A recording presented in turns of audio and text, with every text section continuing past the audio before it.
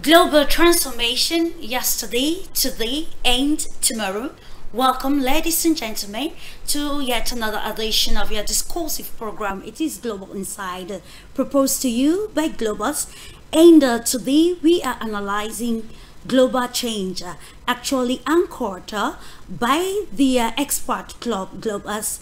And it is often said that the future begins now, anchored in best practices and contemporary tools that analyze historical events, especially post-world wars, whose effects still resonates today.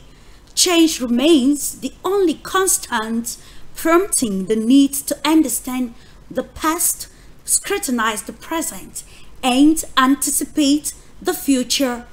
Russian think tank International Group of Experts Globus therefore challenges global policymakers to critically examine reforms of the old world order to address current realities and ensure a more humane future.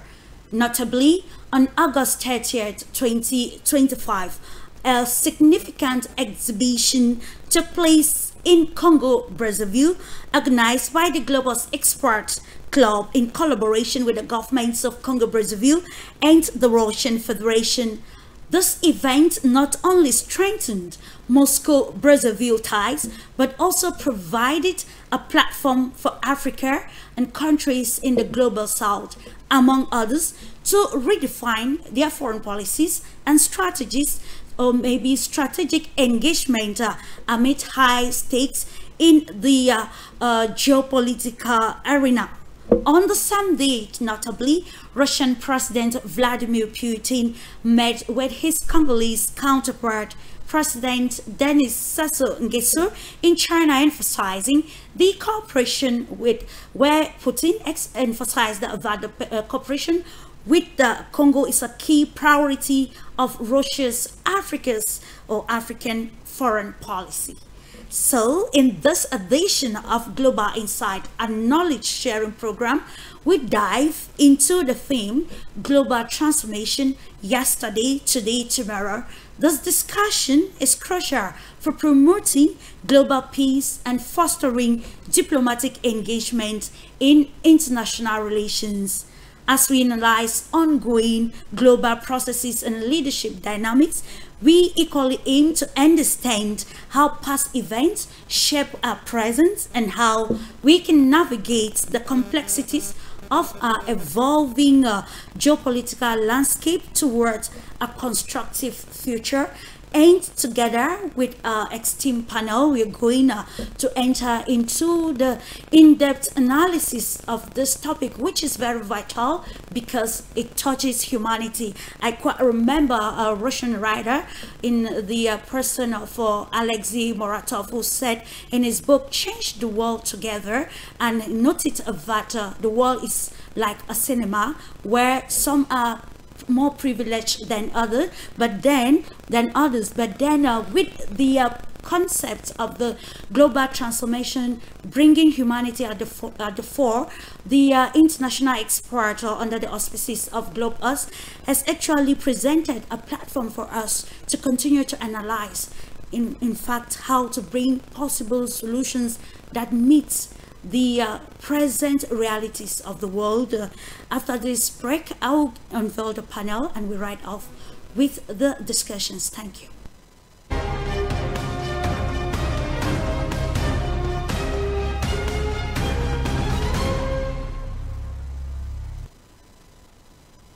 Welcome back. I'm your host, Clarice Wiederven.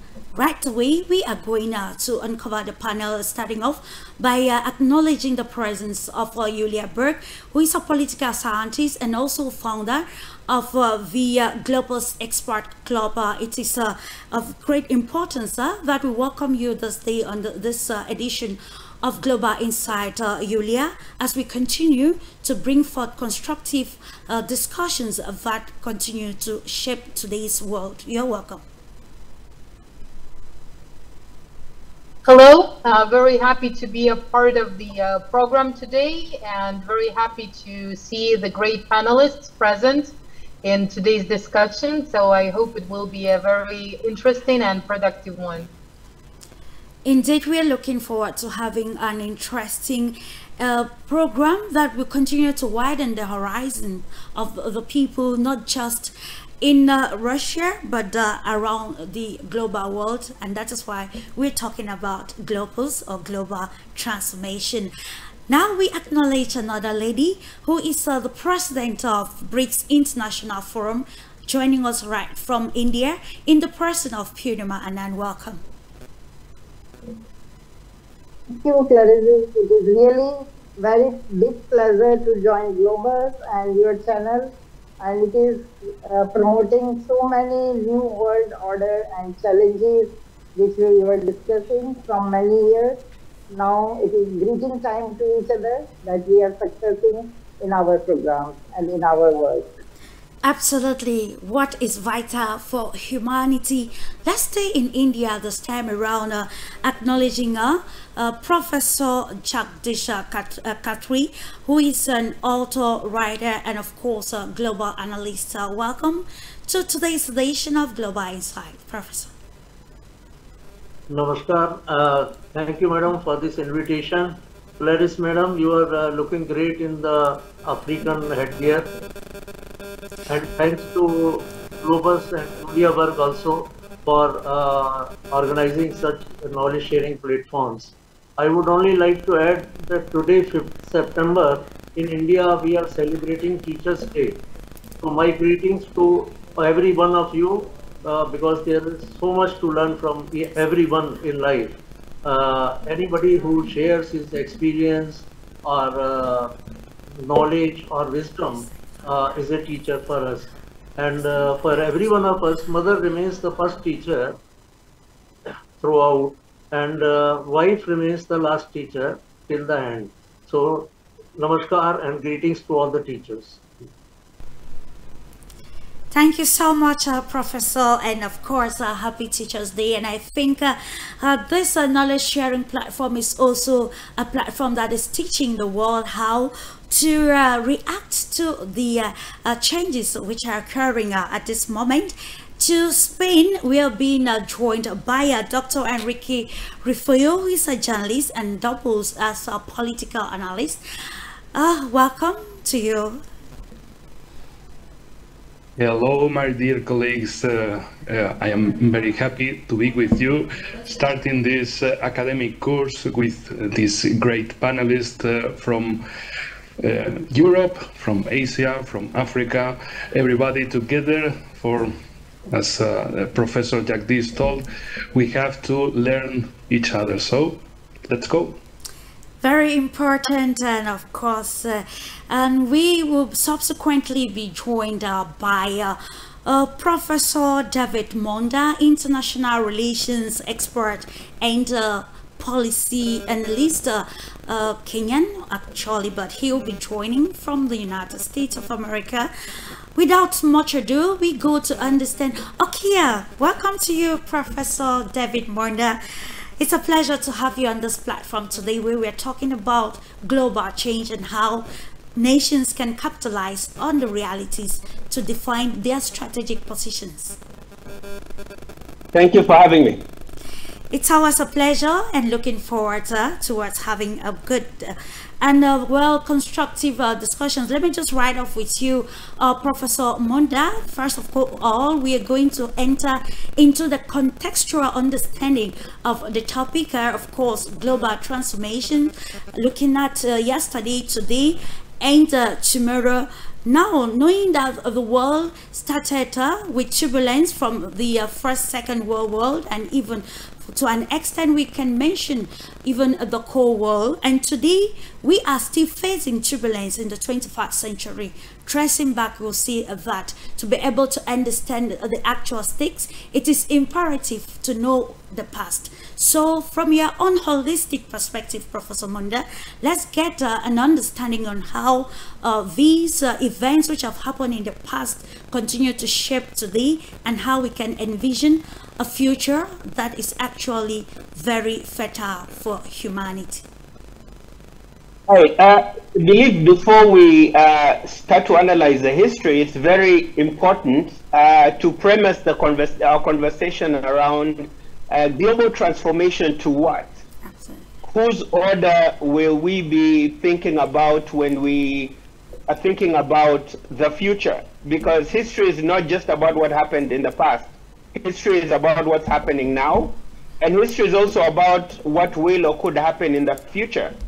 But having said that, we have to very much consider the context in which we understand global transformation historically, the histories of state formation for the different regions in the world, for the different countries.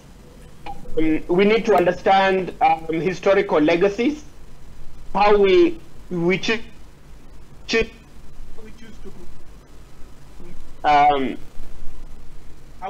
to remember.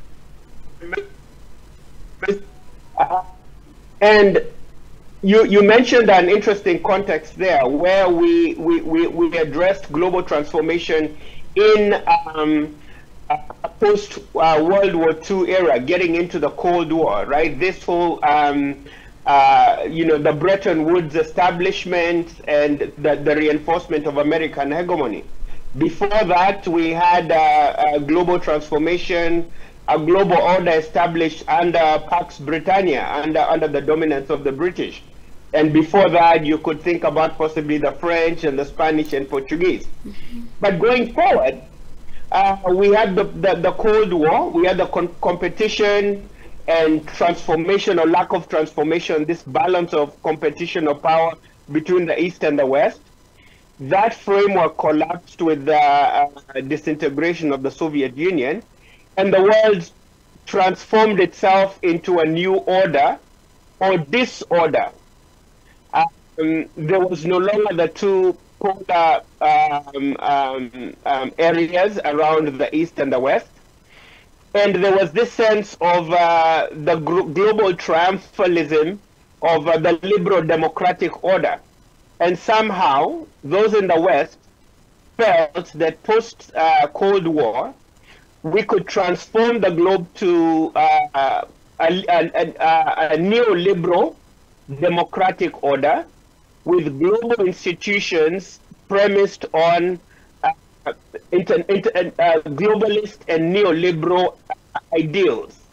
We had a massive transformation in the post-1990s of hyper-globalization. And this particularly disenfranchised countries in the global south. We're thinking India, we're thinking, many countries in Africa, South Asia, and Latin America.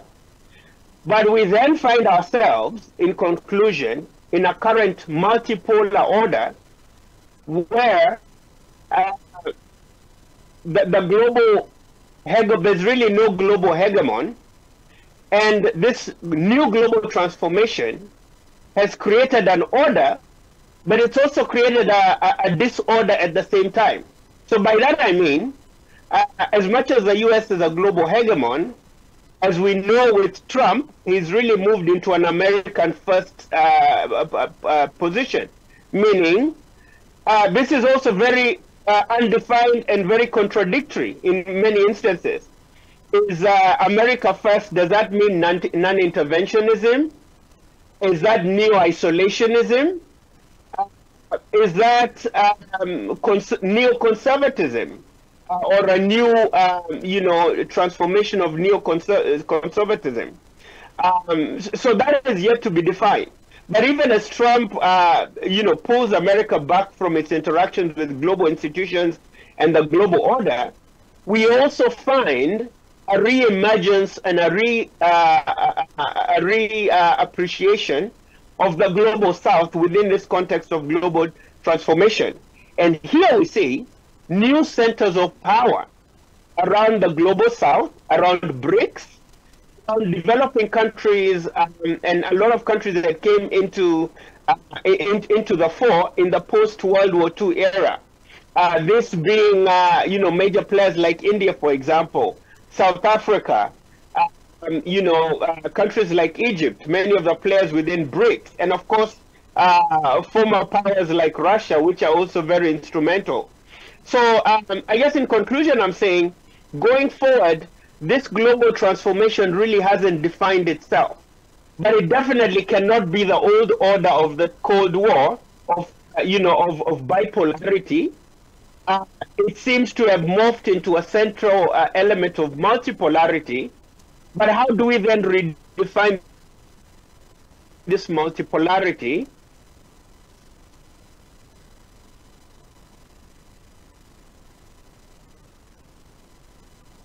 And answer practically in the course of this discursive programmer, Professor Munda. And I think we go to Julia Burke, who is the founder of Global Expert Club, and of course having understood this global transformation, I think your introductory statement is going to answer some of the problematics which Professor Munda highlighted regarding the elements of global transformations, which seems to be more ambiguous or too ambiguous at this juncture of global confrontation and era of shifting alliances and realignments.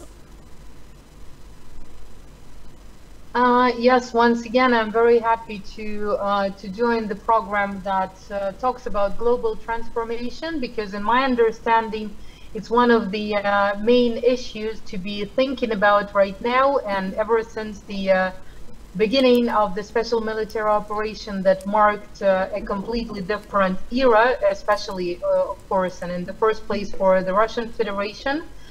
It was quite clear that there would be a period of very high turbulence with an unexpected outcome. And this is exactly, I suppose, what Professor Munda was just talking about, because the transformation has not defined itself, but I would not really put it into passive form. And I don't think the transformation is able to actually define itself, but it will be defined by, let's say, the strongest trends and tendencies and the strongest forces at work. So this is exactly the key idea of the exhibition that was just opened in Congo Brazzaville, and exactly the thinking that I had behind as the author of the exhibition. Almost a year ago, when the idea came about, it was all about trying to see what kind of trends we can observe at the moment, and trying to define and stimulate reflection on what the future could be looking like. And the answer over here is quite clear. What the future will be like depends to a great extent to how we want to shape it and how we act to shape it. So this is exactly why the main idea of the exhibition is yesterday, today, tomorrow, because in this yesterday we see a lot of turbulence, we see wars, we see controlled economic crises, we see local conflicts that reflect global ones, and in future we see contradictory trends. And the future depends on the choices that we make today.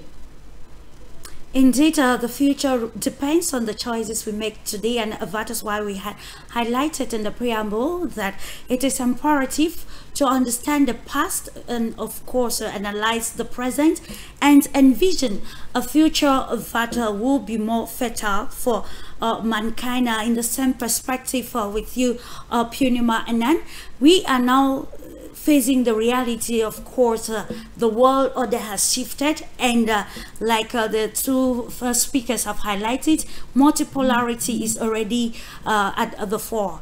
In your own perspective, and of course, given the let's contextualize it with the position of India, looking at today, I quite remember recently that the Russian Federation President Vladimir Putin highlighted that countries like India and China, among others, should not be referred to by the West as colonies.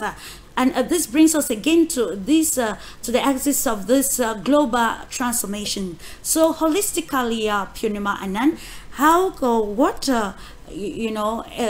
analysis can you give to the realities of the present international world order that stands to define the global transformation that we are talking about in today's world?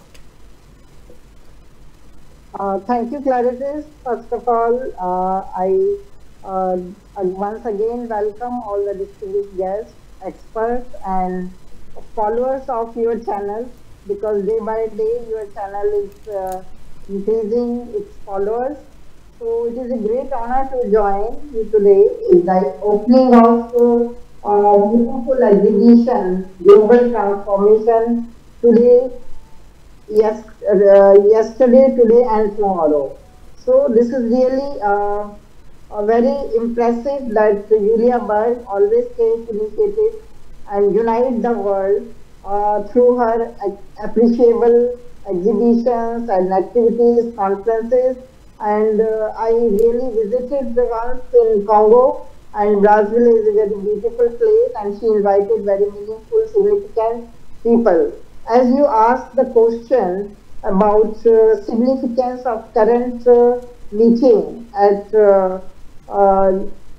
China, in Tanzania, I would say that this is the emergence of a new era of mankind for peace coalition. We are talking from many sessions about peace coalition and wars which are happening in Hamas and Ukraine. But we observe that now in China, this is the latest upgradation, that all the countries of Global South come together for the main goal, common goal, and they are asking for the cooperation through their participation together. So this is the change in the world, that because yesterday if we are observing from last 80 years, we were working under the umbrella of United Nations and many institutions which were participating at the world order to unite all people, but they were not successfully able to do. That's why world is stretching or fracturing, we can say, and BRICS countries, co-countries, and Global South is uniting. So this is my first observation, and secondly, I would like to say that this shift is not dominant, it is a democratic shift. So by the cooperation of all countries in Global South as well as BRICS and ISCO countries, we can achieve our common economy, common development, and prosperity of the humanity. And it lies still in humanity. How can we make the world a better place for humanity through intentional change that actually does not meet the needs only of those in power or position of leadership. And to Spain, we are getting a perspective from you, Dr. Enrique, a journalist. We actually confronted with the world of turbulence today. And even though we are revisiting the past, we still see that ideologies like interdependence, expansion and interest, and what more of conquest are some of these very vital terms which are still relevant in today's world, and that explains why we have these turbulences in the 21st century. And back in the days, we are looking at the reasons that the world wars actually started off in the world that we have the ramifications still today. So let's get a contextual understanding of the topic from you of global transformation. What, in your own perspective, is global transformation, and why is it relevant to revisit the past, look at the present, and then redefine the future? Well, it's a very good question, a very long issue, but I will try to make it short. In Europe, we are in transformation, but not up, but down. I mean, our leaders are obsessive, have a terrible obsession with war. No diplomacy, no growing of economy, improvement of society, no. I talk the situation like a meteor comes to the world, so everybody will die. The meteor is Russia. So we have a meteor, Russia will crush Europe, so we have to spend almost 1 trillion euros in military purchase defense, because the war is over us. The war is coming, Russia is like meteor, so they will crush Europe. It's okay, like a film, like a special Hollywood film, but this is our reality by one side. By other side, situation is even more terrible. You can think, what happened in a NATO summit in June? What happened in the meeting of Scotland between Ursula von der Leyen, President of European Commission, and President of USA, Donald Trump? These two events during summer only demonstrated that there is no European power. There is no European influence. Europe became an object in international relations. There is no Europe. There is a puppet with the name of European Union, and we will increase our spending in military supplies, but not good for Europe, only good for USA. We will purchase to USA energy, because purchase energy to Russia is very bad. We are nurturing the military Russian complex. This is very bad, so we have to be very democratic, so we have to purchase only to USA. Free market, not this time. Free world, not this time too. And also Europe will be purchasing a lot of agricultural supplies to USA. And in exchange, Europe will have to pay 14% of tariffs in the exports from Europe to USA. Very good deal. The mistress of deal in the case of Ursula von der Leyen. Yesterday, it happened a new meeting of the Coalition of the Will. This political circus in which Europe says that, yes, we are with you, Ukraine, we will send military troops, and when? We will send, sometimes, tomorrow. But tomorrow never comes. So tomorrow, yes, we will support you, don't worry, we are with you, Zelensky, we are with you, Ukraine, yeah. Go on and die. Yeah. We are very quiet in the case of Europe. So, in the geopolitical agenda, in the most whole world agenda, they were very angry because of the Shanghai Cooperation Organization Summit, because they saw Mr. Putin, Mr. Xi, and Mr. Modi coming together, being happy together, and European Union, it's how to say with no bad words, they are like bad educated children, like selfish children. I want it now, I want it here. But suddenly they go out to the world and no, this is China, we are not going to obey you, or this is India, we are not obey you, or this is Russia, of course we are not obey you, and they come back to Africa and what happened? No way, no more. What happened? But we are Europe, we are the most democratic continent in the world. What happened in Romania? Some election cancelled, but it was totally justified. Georgescu was a Russian agent, of course, we know. We know as much as the GPS jamming of Ursula von der Leyen plane. And I will finish with this. Imagine, this week started with the information. These terrible Russians made a GPS jamming against the plane of Ursula von der Leyen in Bulgaria.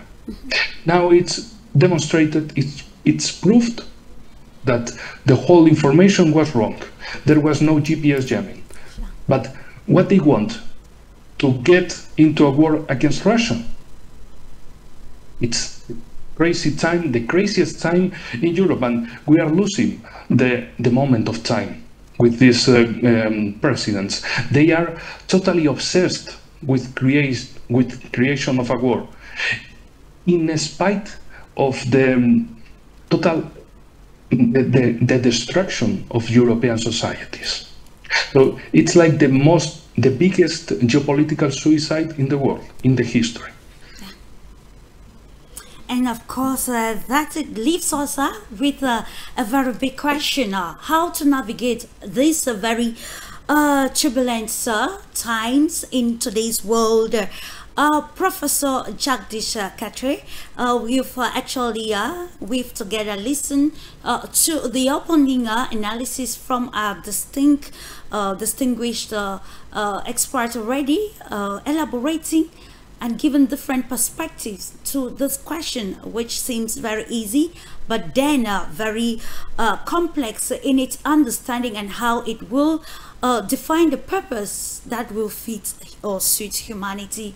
Professor Jagdish Khatri, so what in your perspective do you think are those the past events which actually will guide us towards a more informed current strategies that will mitigate the turbulence in the world and try to answer the question which Professor Manda highlighted in his discourse, that if we are to take a new world order, whose new world order are we supposed to take? Are we going to identify with person, though actually identify the importance of having a society that harbors humanity? Thank you, madam. As our topic is global transformation, yesterday, today and tomorrow. So taking a clue from Professor Monda's talk, I would like to explain it, the phenomena a little bit, please allow me. I would like to split this past, present, future, terming it as globalization era, deglobalization era and re-globalization era. So I take 20 years, 1985 to 2005 was the era of globalization. The world was becoming a borderless global village, and there was free movement of ideas, free movement of people, technology, products all over. So this was a globalization area, and this was aided by major developments like falling of the Berlin Wall and advent of internet and other technological advancements. Now, the second stage comes of deglobalization. It came from 2005 to present 2025, another 20 years, which I call deglobalization era. Now, what happened is that although there was a rise in GDP, rise in Human Development Index and production and everything, but the fruits of globalization were not equitably distributed among all sections of societies and all nations.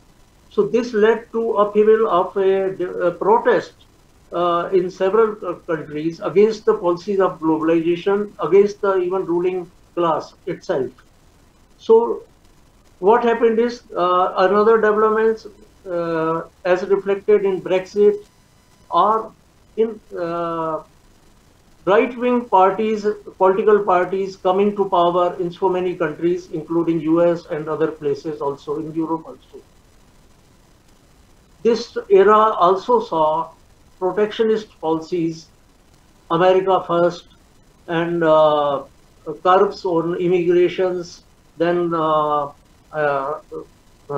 against minorities, against poor people, closing of borders, and rise of hyper-nationalism all over, resulting into armed conflicts in several parts of the world.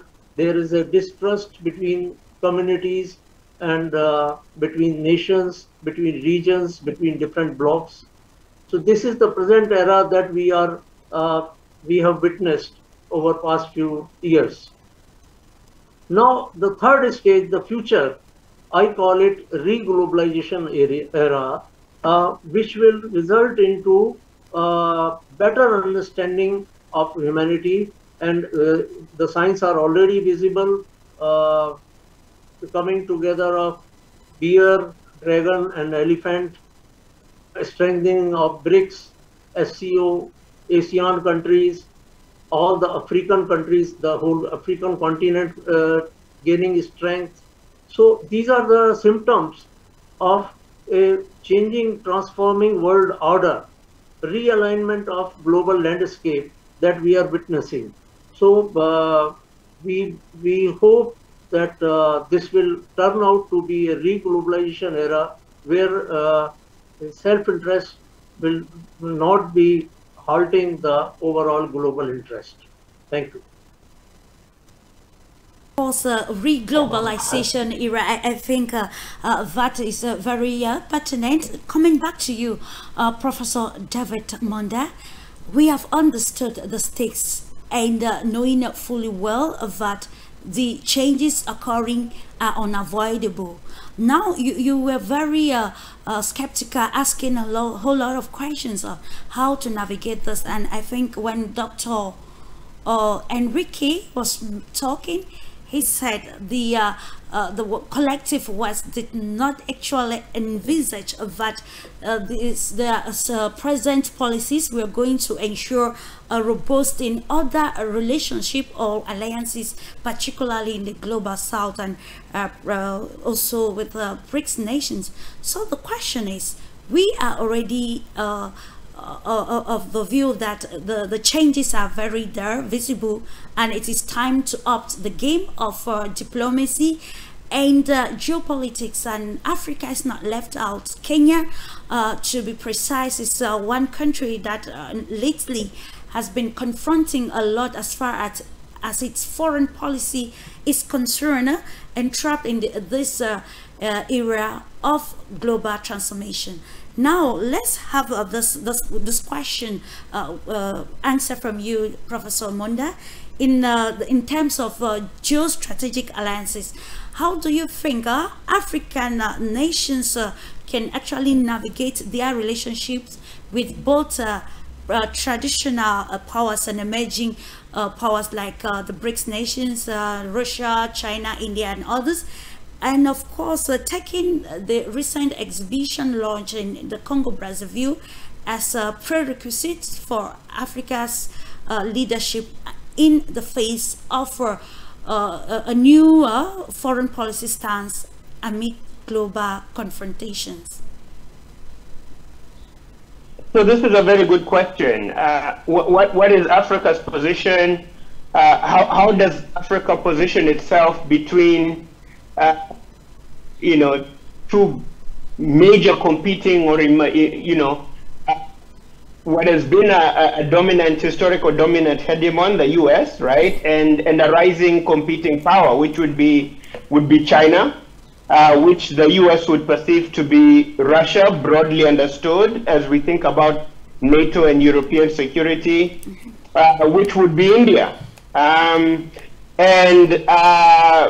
What are the new emerging dynamics when we think global transformation around, for example, multilateral security framework, say around NATO, where, for instance, Trump has tended to downplay the role of NATO, the importance of Europe, and has actually taken a very much America first policy. But going on to the premise of your question around the global south, how do you navigate this new global transformation? It's going to be very difficult and very challenging.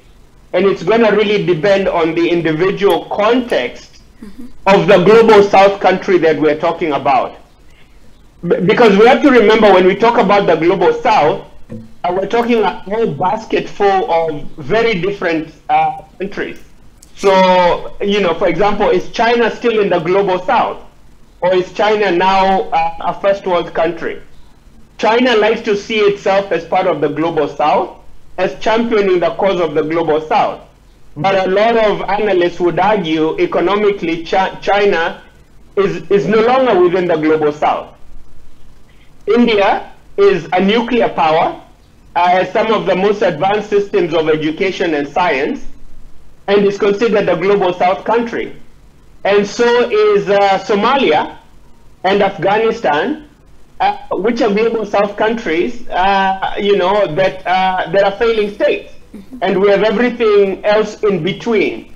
So I say that to say this.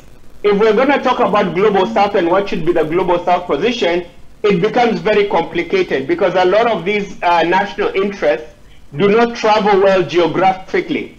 What Somalia needs as a national security interest would be very different than what India, which is a major power, surrounded by very dominant players in China and Russia, these are very different spaces.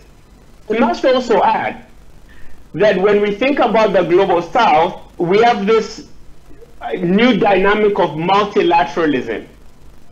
Now, if we're going to talk about what is the stake of the global south in this new order, again, it gets very complicated and very difficult to define. So, for example, within BRICS, we have South Africa, which is a major power on the continent, but is not a major power on the global stage, at least compared to China and India or Brazil or Russia, which are also members of that very same global south organization.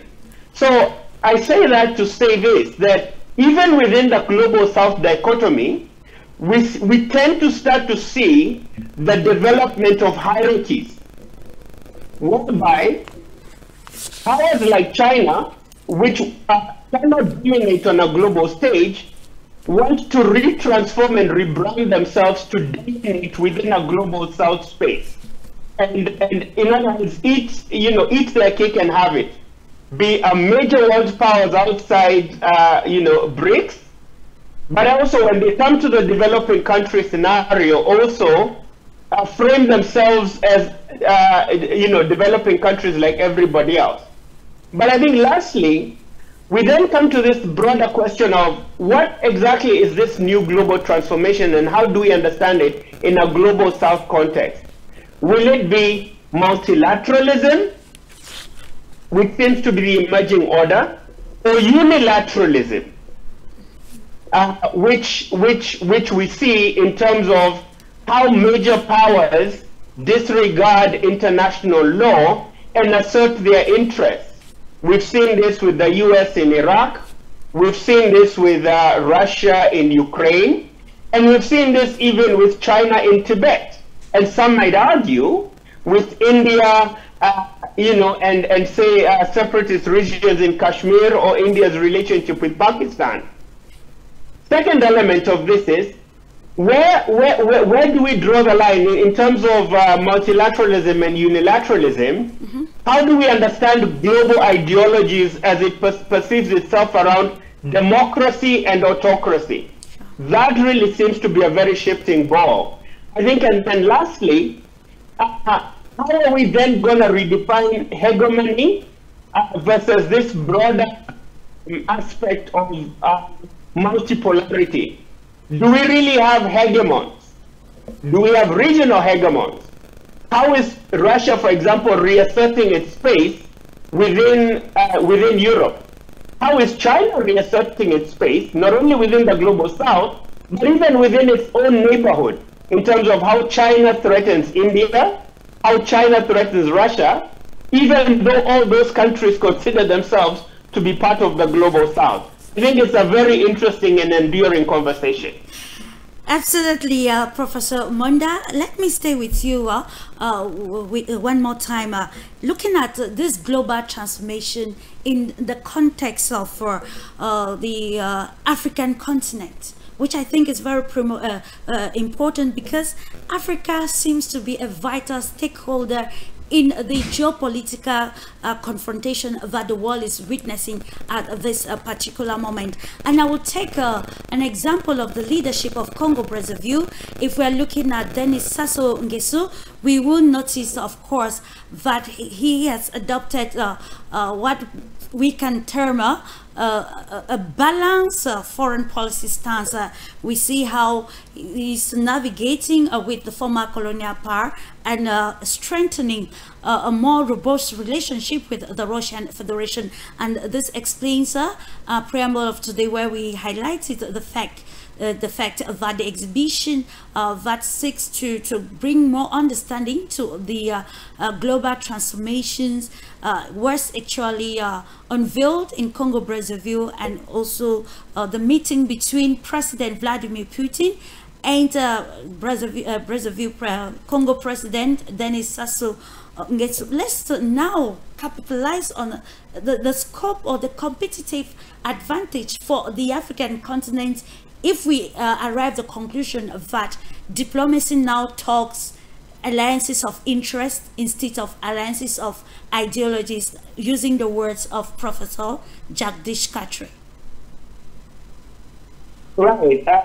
Alliances of interest against alliances of ideologies. And here then we are thinking about neorealism, right? The primacy of material and strategic interests above ideological, normative, and constructed, interests. And in the case of Africa, I think in many instances we do start to see how cunning and how clever a lot of global South countries have been, particularly in the African continent, to play East against West, to play major hegemons against each other, while hedging their interests around major global powers, but also playing off one global power against another. For example, the US against China and China against the US. And we see this very, very much, for example, in the case of Rwanda, right? Where Rwanda has been very strategic about using its position to shoot above its weight, to extend its interests into the Eastern DRC, to extract minerals from the Eastern DRC and secure those minerals, at the behest of major global powers, in this case, the US and China. But at the same time, keeping close to China, so that when the US accuses Rwanda of human rights abuses or abuses in the DRC, Rwanda can remind the Western countries and Western powers about the Rwandese genocide and about how Rwanda is also securing their scramble for these rare minerals within the DRC. So the African countries and many global South countries have become very skilled at playing off these major powers. But I must add that there is a danger for African countries in engaging in that game. And we see this within the Sahelian region, where moves of countries in the Sahel, where we're thinking, for example, Mali, Burkina Faso, Guinea, Niger, right? Moves to democracy have been trampled over with the return of military strongmen, right? A return to autocracy. Rebranding and a move away and an abandonment of la francophonie, right? This idea of closeness to France and, this very paternalistic relationship between France and its former colonies in West Africa, and how a lot of those Sahelian countries are moving not only from democracy towards autocracy, they're embracing autocracy and military government, but they're also embracing new and emerging powers like Russia. But I say the danger in that is sometimes African countries can overplay their hand, because African countries and global South countries are still relatively weak. They're in many cases they cannot regulate their borders, and yes, they have agency, but they cannot overextend their reach. And we see some of these contradictions in the Sahel, for example, in countries like Mali and Niger, whereby even though those countries have abandoned France as a provider of security and embraced the Wagner Group and the Russians and Chinese, we still see the expansion of terrorist groups within those countries and a threat to the national security of those countries, even as we speak. So the status quo has not changed. They're still broadly insecure, speaking to these specific countries, even though they've tried to play global players and global alliances against themselves. So even as much as we think about this new order, we think about global South countries playing strategic ambiguity, there is an extent to which they can play that game, because it can come back to bite them, as we see in the case of many Sahelian countries, and also as we see in the case of the DRC, where countries are now interested in the DRC, not because 6 million people have been massacred there over the last 30 years, but essentially because of these economies of violence, of extraction of those rare minerals within the Democratic Republic of Congo. Thank you, Professor Monda. And of course, what is the way forward with all you've highlighted? It brings us again to the realities of today, very imperative to understand so as to shape the future. Dr. Enrique, I will appreciate if you comment actually to the analysis presented by Professor Monda, still highlighting the changes which have occurred in terms of the shifting alignment from France to largely a more radical diplomatic standing, especially with the countries in the Sahel, Mali, Burkina Faso, and Niger. Well, I provide you an example because I am a Spanish person. Some years, the past decade, it happened, the Spanish military support to the French military action in Mali. But if you ask it to some media, so to some average Spanish person, why we were in Mali? We don't know, because maybe NATO, maybe French asked for us, but what is our mission? We don't know. This is very important.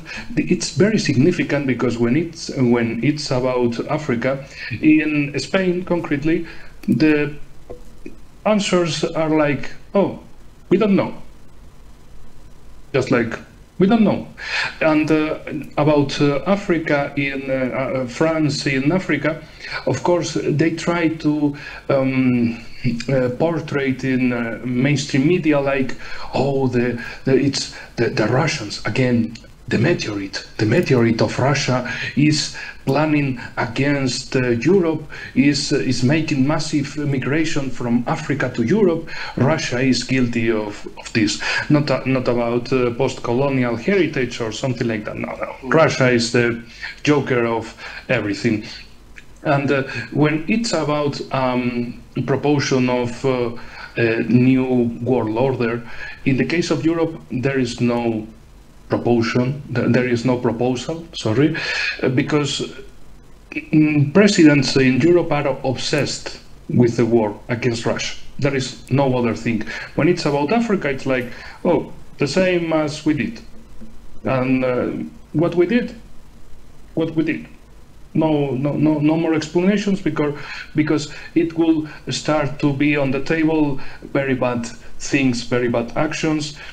In the opposite of the narrative about we are the continent of democracy and we are spreading human rights, and no, the reality is very different than narratives.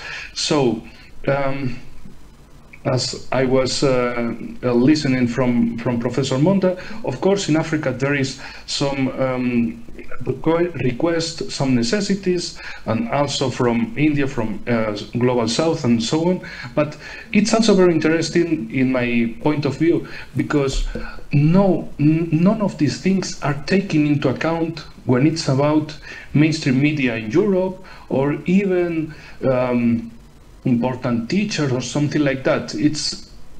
I will provide you an example, because it's an anecdote from me in a very mainstream media. in the Spanish language.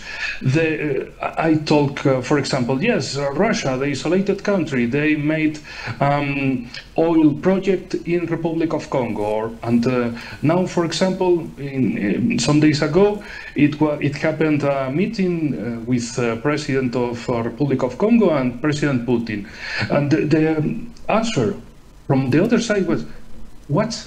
Republic of Congo? What is that? It's a useless, wasted country. It doesn't matter."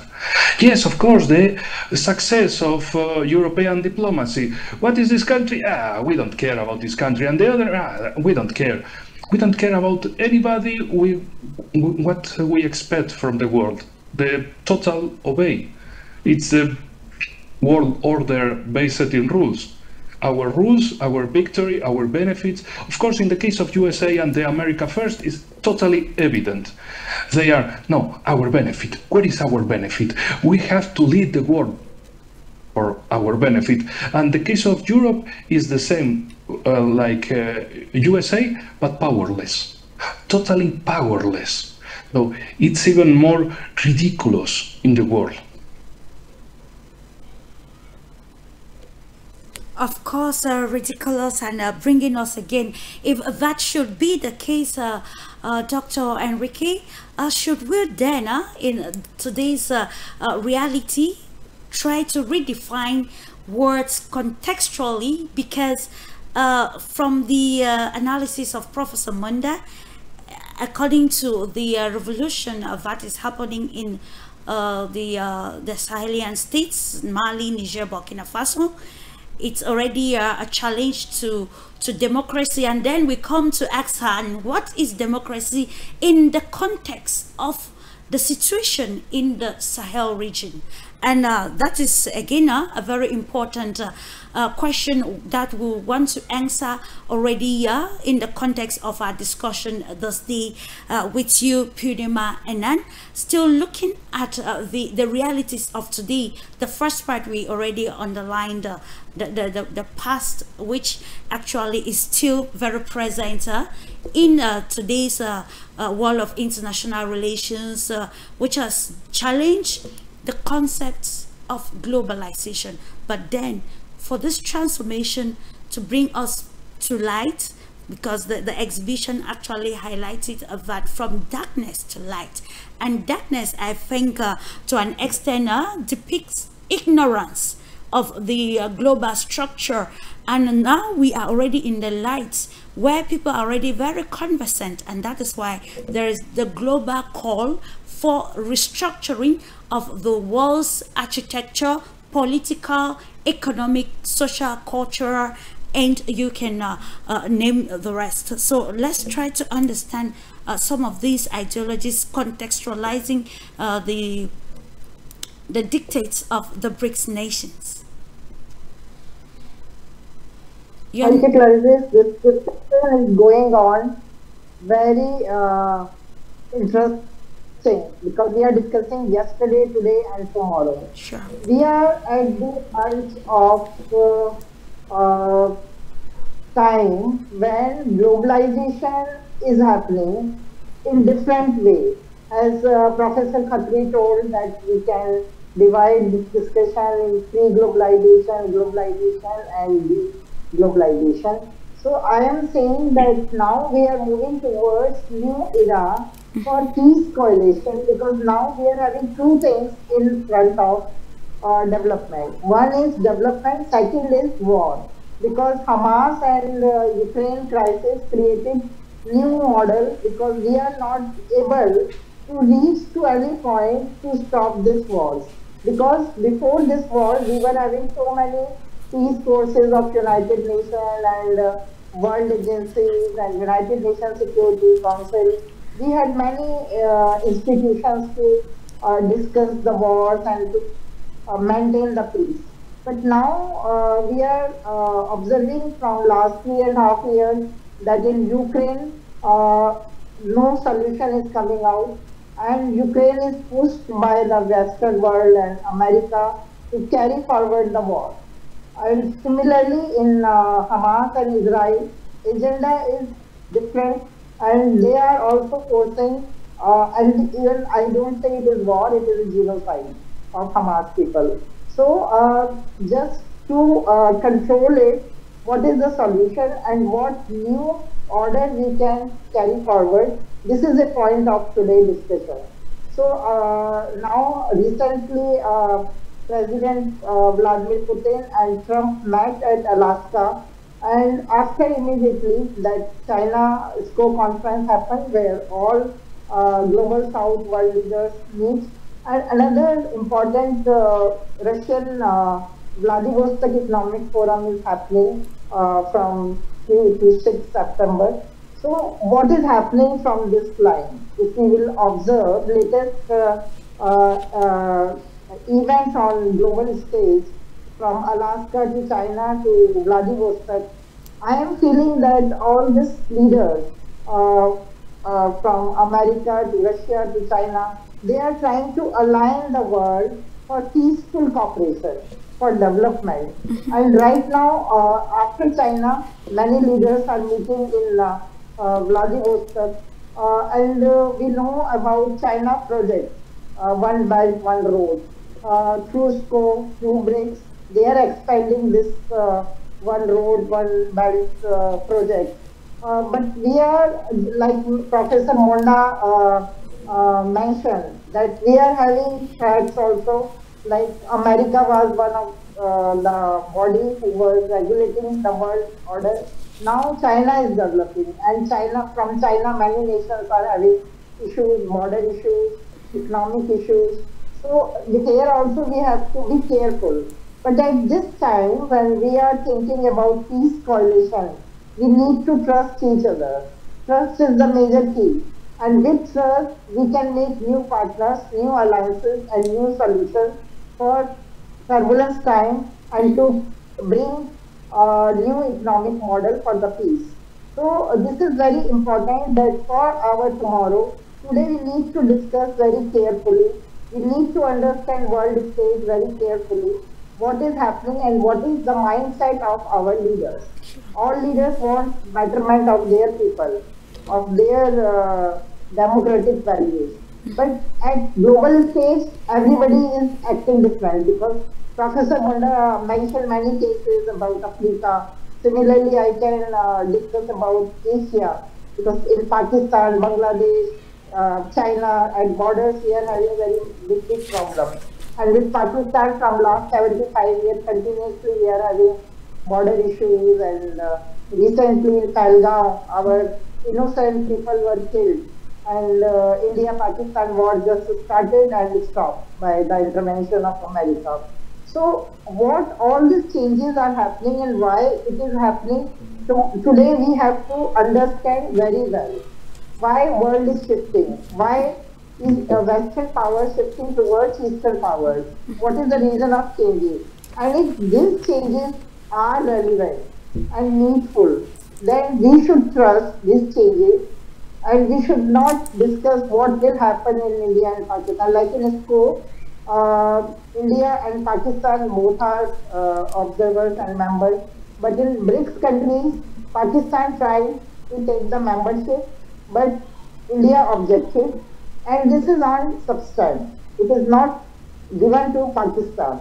So in BRICS we are different, in SCO we are different. So this is the difference of Eastern nations also. So, but this is turbulence time. We need to ignore the problems. What is the good for economic model, economic new world order? This is important, and how we can come together. We are not stretching the world. Recently I went to France and they asked me the question that BRICS is stretching the world, and I asked them that what is the meaning of Europe? Europe is a group of nations.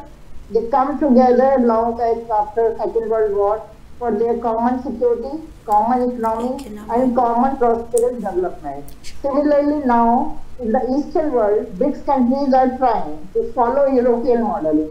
And in BRICS countries, not only 5 other nations are becoming members, and they are trying to come together how with common consciousness we can make new routes for our economic model, for our prosperity, for our next generation development.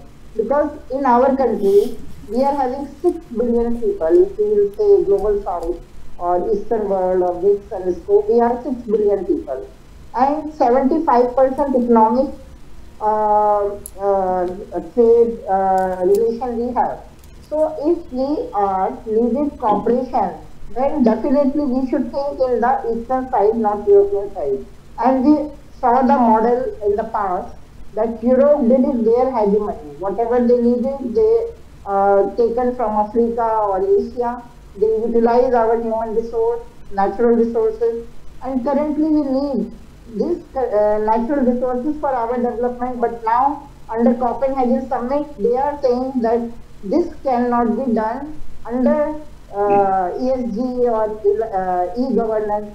Why? Because they already developed and we have to develop. I need dams in my country, I need highways in my country, I need connectivity between mountains. We need to reroute the rivers because somewhere flood is coming, somewhere drought is coming. So we need to make new opportunities for our people by technology. So these things need to be looked after by the government. And new just because time is short, if we are discussing in second session, today time. So today time is time of trust and cooperation. And this is the mission of BRICS. That's why more and more countries looking forward for their space of respect, cooperation and prosperity. So this is the BRICS.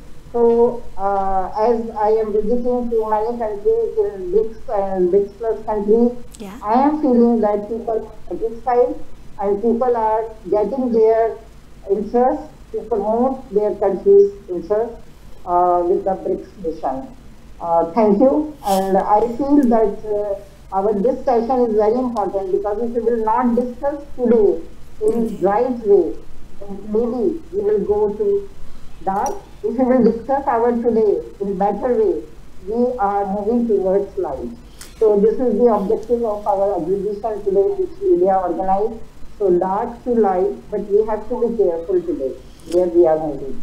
Indeed, dear Purnima, understanding the realities and of course redefining the discussions which I will again highlight that during the exhibition launch, the expert noted that the exhibition actually is very important, not just for the Congo-Russia relationship, but it presents a better platform for the global world to ensure that they bring forth such exchanges like what we already having on this platform, Global Insider, where we have dialogue, analysis, and even search for solutions which are practical and that will change or somehow mitigate the turbulence that the world is facing at this juncture. And just to note that, ladies and gentlemen, as the discussion is ongoing, we are also discovering that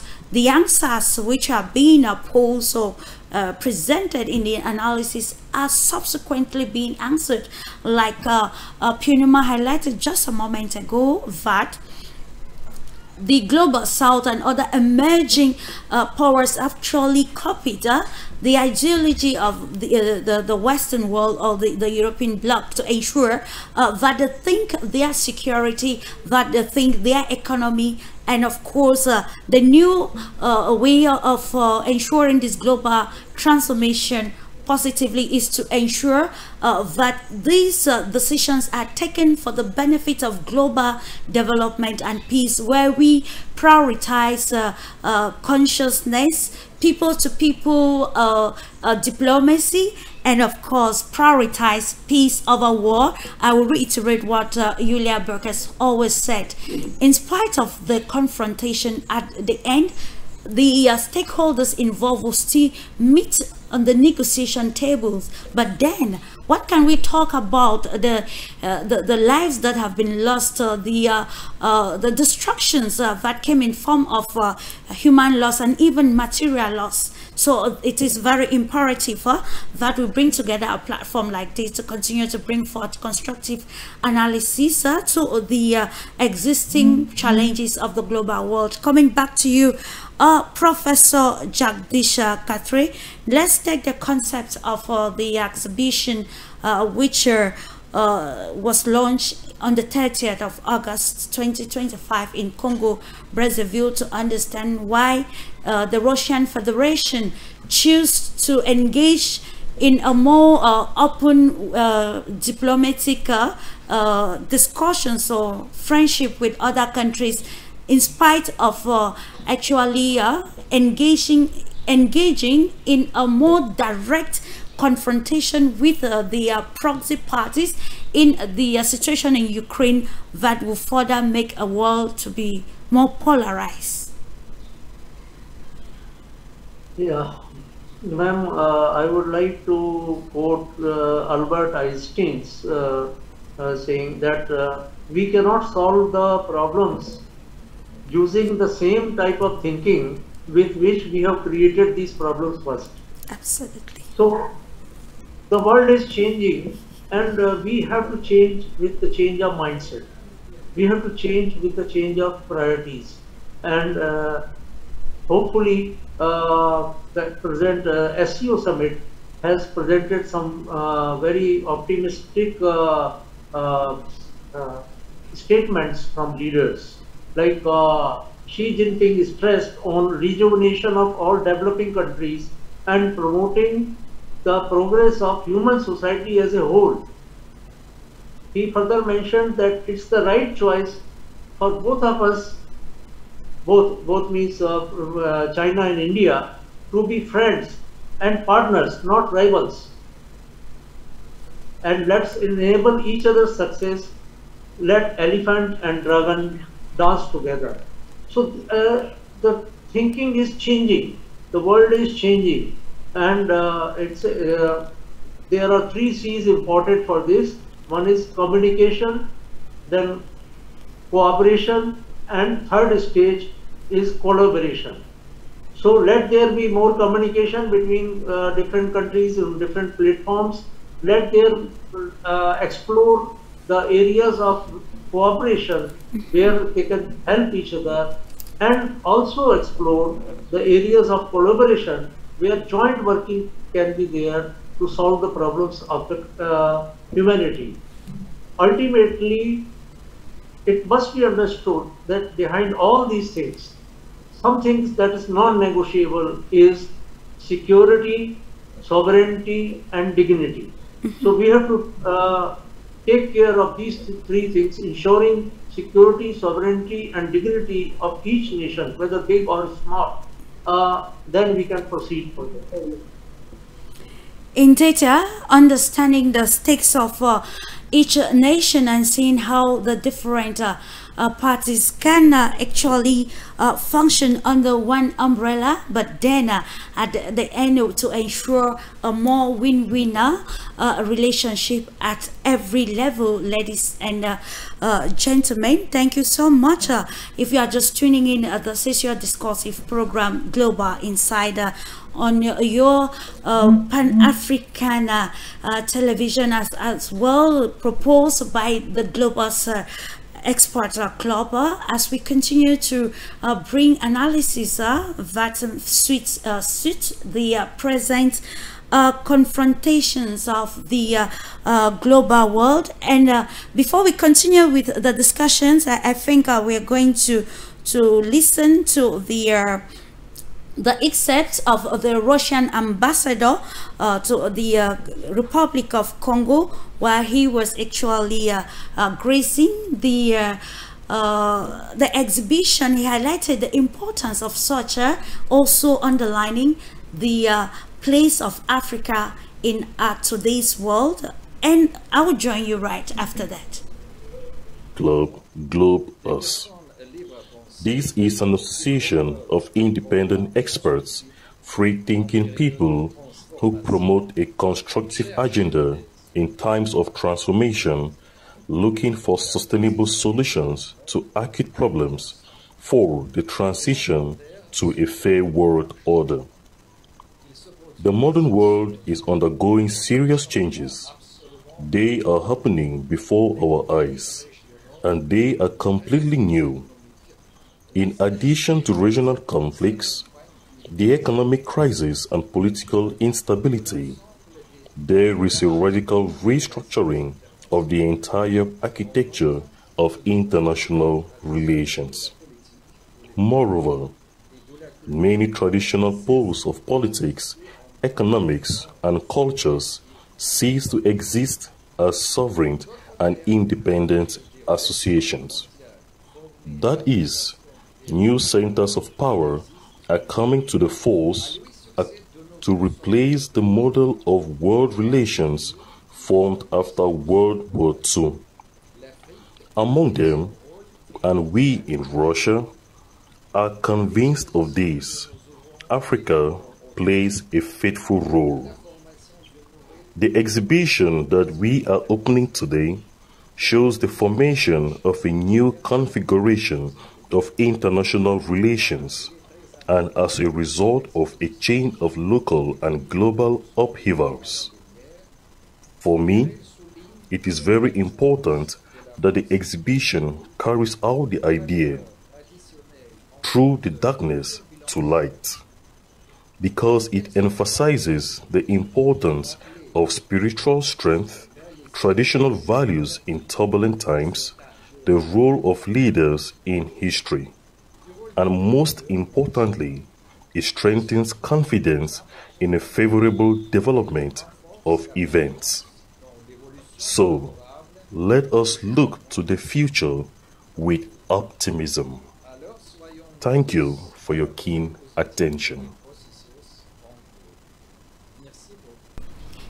Indeed, looking at the future with optimism, that was Iskandarov, the current Russian ambassador to the Republic of Congo Brazzaville.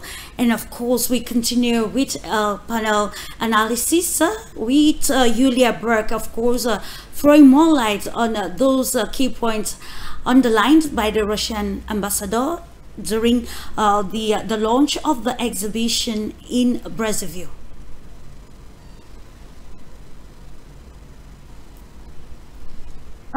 Yes, thank you. And what is interesting, even though I proudly call myself the author of this exhibition, absolutely, and it has already taken a military historical museum in St. Petersburg. I was not present at this opening this time, but it still was a great event, organized at a very high level. And the speech that was given by the Russian ambassador, Ilyas Iskandarov, was a very powerful one, highlighting the key points of the current ongoing geopolitical processes that are marked by high turbulence and that are pretty much indicating the upcoming change of roles at the global arena. So he highlighted the growing role of the African countries, like that have the might, that do have the human resources, natural resources, amazing human potential.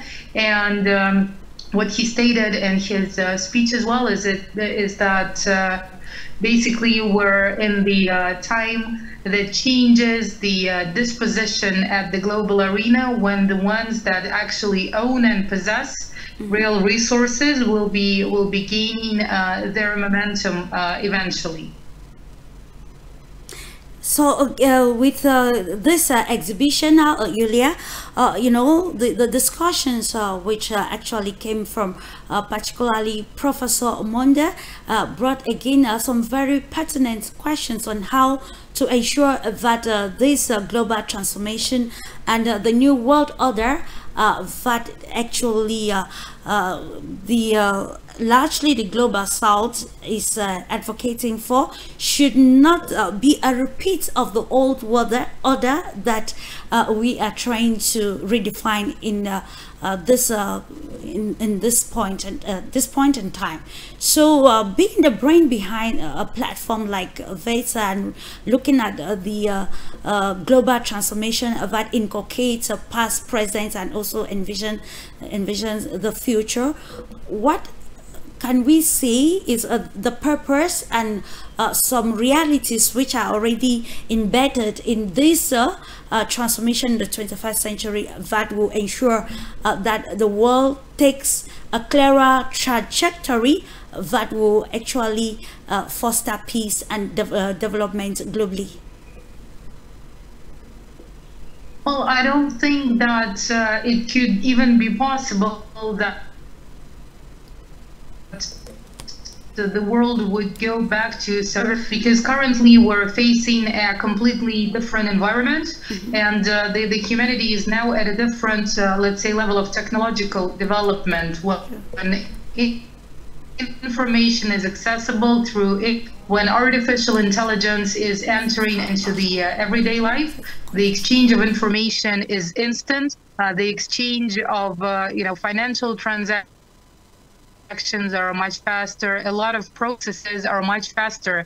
So if before it was still possible to massively manipulate the public opinion, now it is still possible, even using different tools, but the tools for creation of alternative platforms are also more developed. So I don't think we will be seeing a comeback to some kind of a previous model, but the new one emerging right now is still leaving us with quite a lot of question marks, because the role of technology and the role of, let's say, artificial intelligence, the role of all of those processes are not really regulated.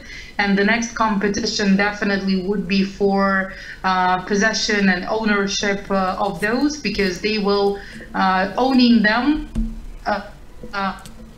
would mean that everyone is to be controlled, and everyone else would be living in a different paradigm.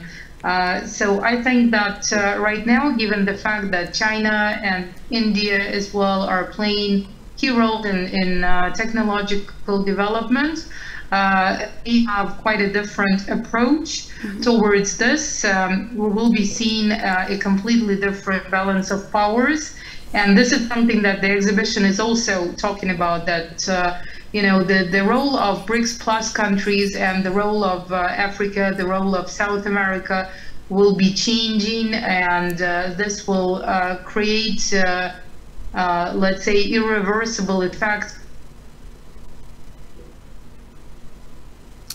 Indeed, the change we underlined earlier on, that is very constant, and Professor Jagdish just highlighted it again. We cannot take the existing conditions when a problem was created to actually wanting to solve the problem with the same logic. There needs to be some changes or new impetus that comes with collaboration, compromise, understanding, communication, to be able to have a just world order that also prioritizes the sovereignty or autonomy of independent nations. And with that said, Professor Dr. Enrique, we are now looking at still on the present, the various ongoing geopolitical processes which, according to you, have immediate effect or impact on the current global stability, peace, and development. In my opinion, now the world is being divided in two worlds: the decreasing unipolar world and the rising multipolar world. I mean, two different sides of the world. In one side, the unipolar world is totally obsessed with the global hegemony, with the sustain of the previous world order, but they don't have the power of previous decades to being imposed on the world. So they are like little dogs, like little chihuahua, barking a lot, but what we can't make. They are not the unipolar global hegemony. They have only this title, but not the reality. In the other side, of course, there is a hope, a construction of a different world. But anyway, in my opinion, I think the world will always be the great powers world order. The great power is always needed. For example, Latin American great power and African great power, India, China, Russia are great powers by their own. And that's the key. That's the key. That's the most crucial issue, because if we have a predator, this USA and allies, European allies, okay, or European pawns than allies, because they have no opinion. They only continue what the USA is telling, or even worse. So that's the situation. Two different worlds, one unipolar world in decreasing, one multipolar world in rising. But nothing is totally completed or something like that. It's under construction. So we are the people in this present. We are the actors for the creation of this world. For example, in the case of Europe, sorry, I am from here, so I try to give us our point of view for enriching you. Government presidents are obsessed with the war, but people know. People is the opposite. People want sovereignty, wants prosperity, wants world understanding with the rest of people in the world, not imposing a false view of democracy, human rights, or something like that, but mutual benefit and prosperity for the future and sovereignty. That's, I think, the most crucial by the moment. Most crucial, and it's actually aligns with the leadership qualities that we have in present day society. Coming back to you, Purnima Anand, to understand and to somehow give importance to the analysis which have been advocated so far pertaining our topic for discussion, we again want to look at the role of leadership in ensuring the global transformation. Today, a whole lot, Dr. Enrique talked about Trump's stance, USA Today, even Professor Monda and other experts. And then we also note that according to some viewpoints, Trump actually accepted the Alaska meeting because of China and India.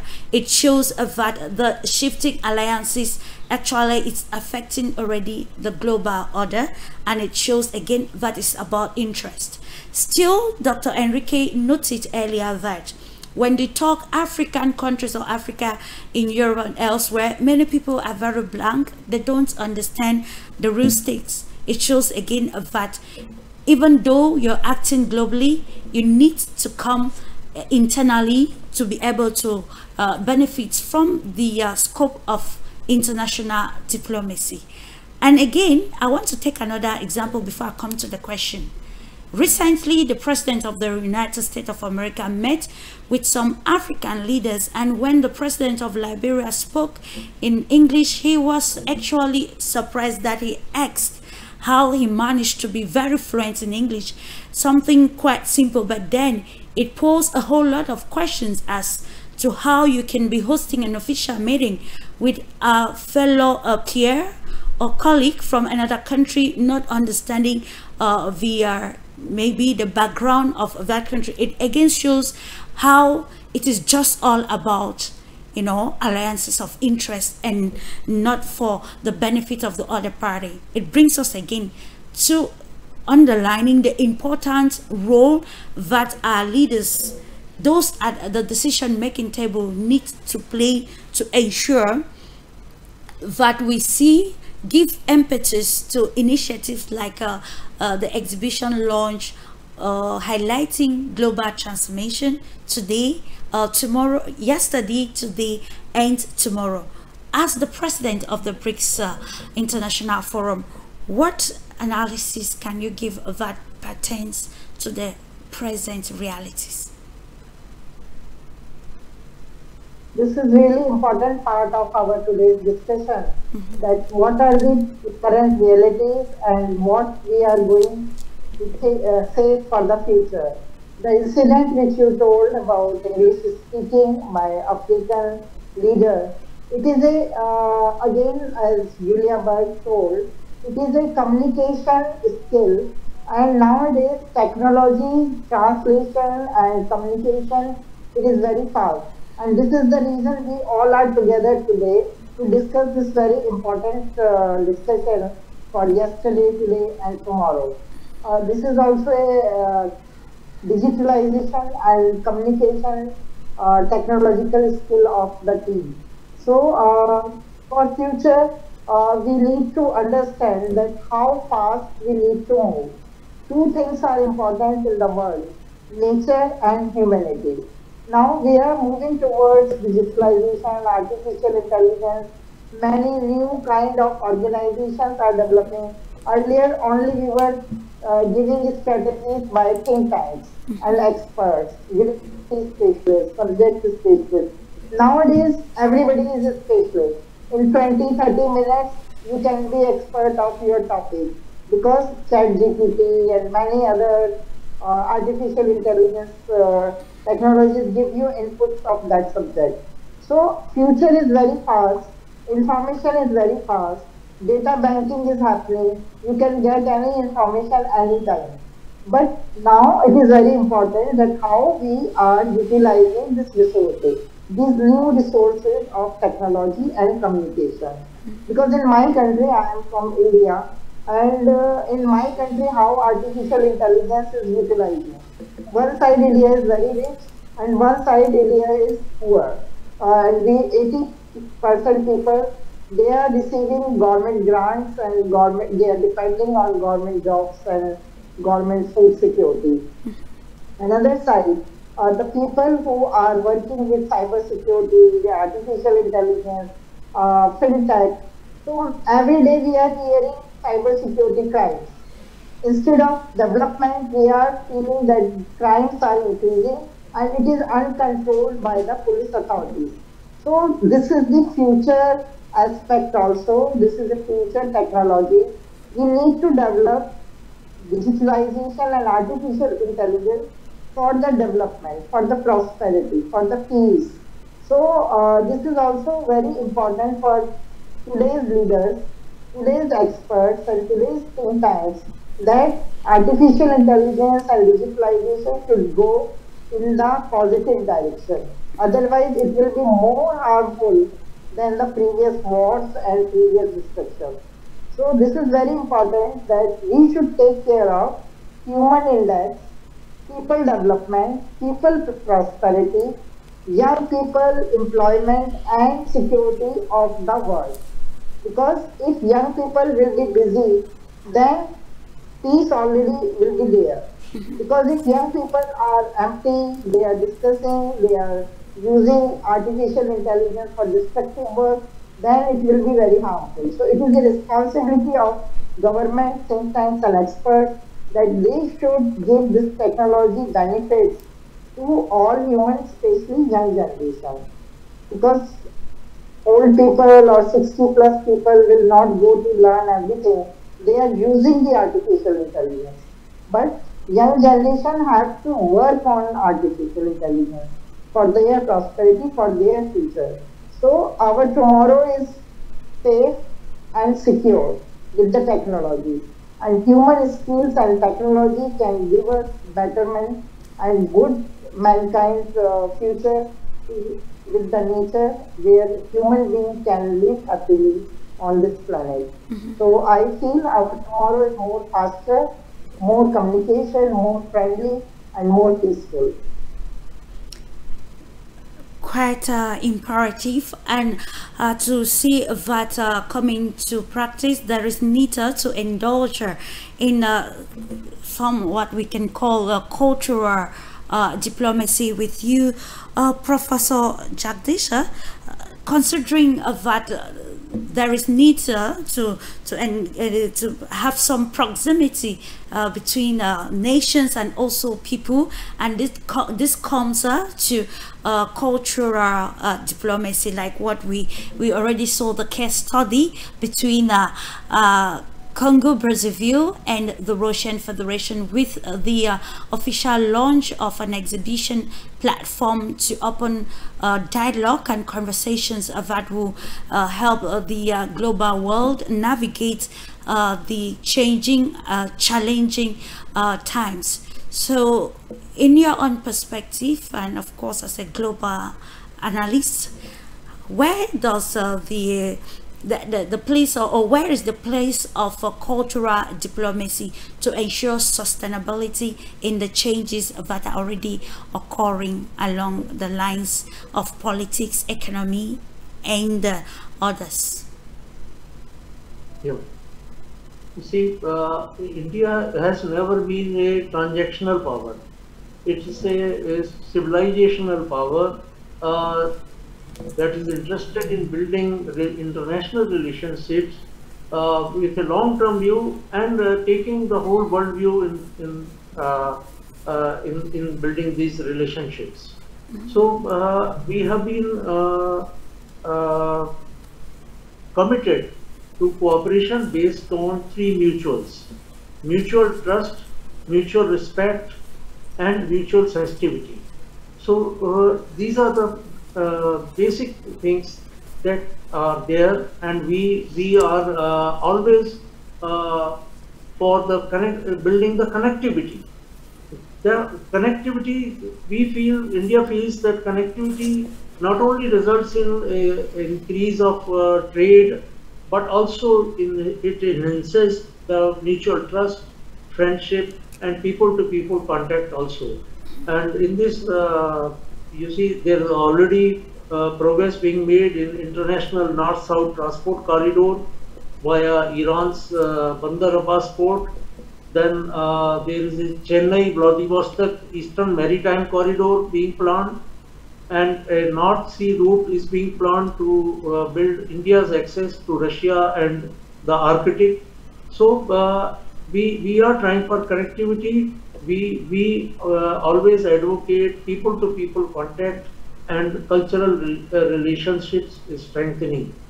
Our Prime Minister has always given the formula: reform, perform, and transform. So we have to reform the existing processes, the existing mindsets, and existing practices. We have to perform as per the best of our potential, and that will lead us to the transformation. So culture will naturally play a very important role in building a new, confident world order. And overall, there is need to analyze the place of a major stakeholder, that is the media. You highlighted it already, Dr. Enrique, and it will be imperative that we accentuate more on it, because today the world is also confronting a communication war or information war, where you see initiatives geared towards ensuring a more just world order being hijacked by things like disinformation and propaganda, among others. So let's look at how maybe we can reshape the media landscape. Maybe that should be one of the priority areas of the Global Expert Club, to ensure that there is a strong media presence that will advocate a more constructive view of the changes happening in the world, that will eventually widen the scope of understanding, both in Europe and particularly in Africa, which is a major stakeholder in the happenings around the world. Let me provide you an example. an example not to do. Pete Hegseth, the Secretary of Defense of USA, yesterday in social network X, former Twitter, he wrote Department of War in response to a tweet from a message from Fox News. Exclusive, White House reveals it will bring back the Department of War name for the Department of Defense. Yes, while the majority of the world is trying to construct confidence, goodwilling, good action, USA is okay, it's in this way of America first, like, okay, not more Department of Defense, but Department of War. Okay, let's took a glance on the past. When the countries had a minister of war or Department of War, when democracy was only a little excuse, it was not like state of law and democracy and social democratic and rule of law states, but only, yes, we have law, we have some kind of rule of law, but democracy, it doesn't matter. And the time of the colonialist empires. Department of War, because in the phrase of the famous von Clausewitz, the war is politics by other means. So it was very bad in the past century. It was common in the 2 centuries back. And what are USA making with this Department of War? So the war will be a mean of politics in the world? Okay, no, this doesn't mean that previous of this rebranding, war was not a political action by other means. But now it's the total recognition that it doesn't matter the law, it doesn't matter all the rule world order base. It's the my benefit world order. My benefit, the benefit of USA, of the power in USA, not to the USA people, but the power, the government. And in the case of Europe, it's the same. It's the benefit of the government and welfare state. The welfare state was the milestone of Europe in the world. Like, yes, we are the continent of the social spending in the world. We spend more budget in the social areas than the rest of the world. And now, no, we have to sacrifice welfare state because we have to prepare a war against the meteor of Russia. Good action. And the USA, no, Department of War, yes, we have to make a rebranding. It will be very interesting. And Mr. Donald Trump in the Oval Office putting a lot of flags from the branches of American armed forces, like, yes, these are what? Your MAGA supporters? No, this is your force supporters. So what is your policy in the world? If you don't get something by words, by threats, you will try to get by force. Wonderful. If some country was not combined to make a reshaping in the world order, for example, like India, yes, Trump made a decision for them, like, yes, we have to go away from USA, and many other countries are making also the same, like, okay, take care of USA because they don't care about you. If you are an ally, or you are an enemy, they will try, they will behave with you in the same way. Only my benefit. I have to take all the things from you to benefit me. If this destroys the West, the collective West, it doesn't matter. We have to annex Canada because social national security.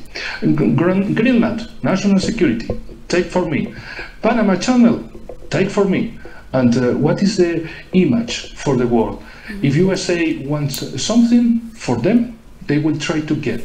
If there was some separate country with doubts about we need to make new allies, we have to reshape our mindset, we have to solve some former problems.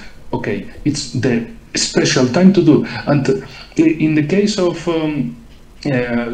Shanghai Cooperation Organization Summit, it was very interesting that Mr. Xi Jinping, President of China, mentioned that thanks to the Kazan Summit in the BRICS in October previous year, it was very important meeting with Prime Minister Modi, because they solved the Indian-Chinese problems.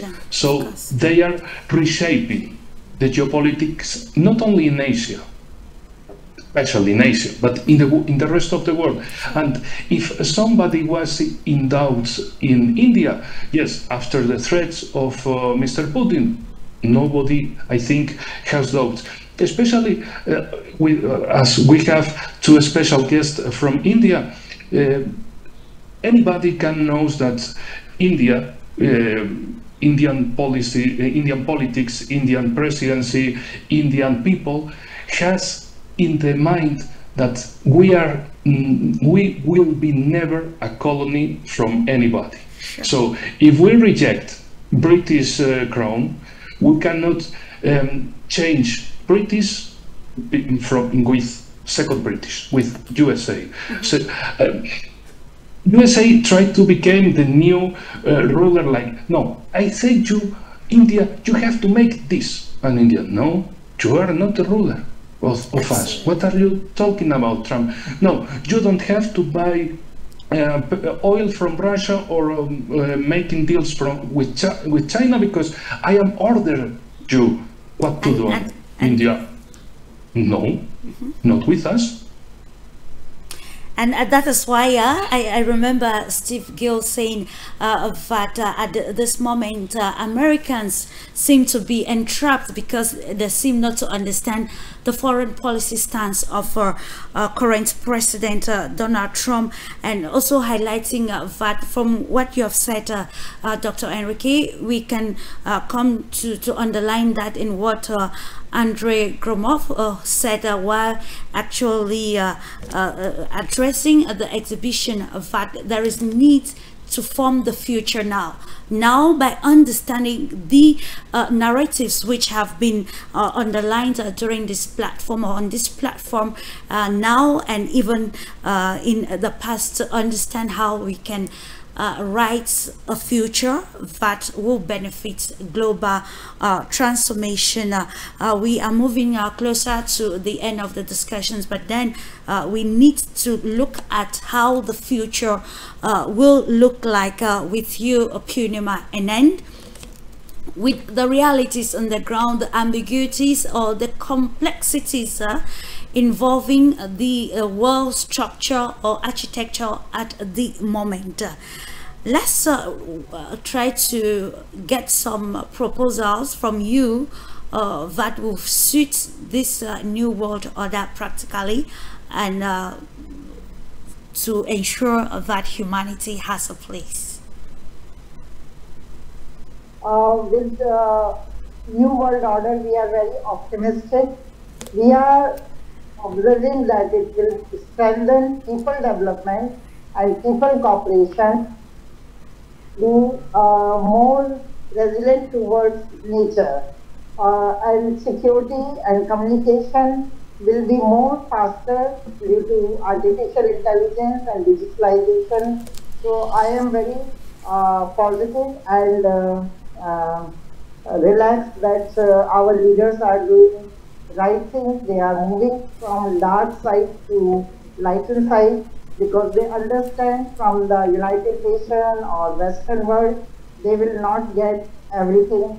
Whatever we have to mobilize ourselves, it is our strength, and we need to increase the skill of our young generation, technology skill for transformation. So I hope our next generation and our future will be very peaceful, and people will cooperate, and we will nature, and we will save our planet as a peaceful, happy planet for our prosperous and happy life.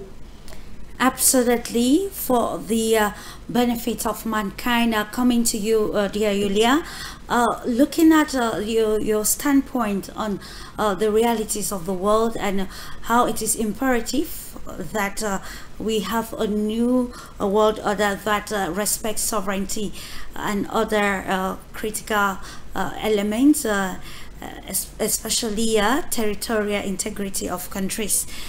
What are some of the ideas or maybe pathways for a more just, equitable and sustainable global world order that the Global Expert Club seeks to carry along as we continue to navigate the ever evolving world?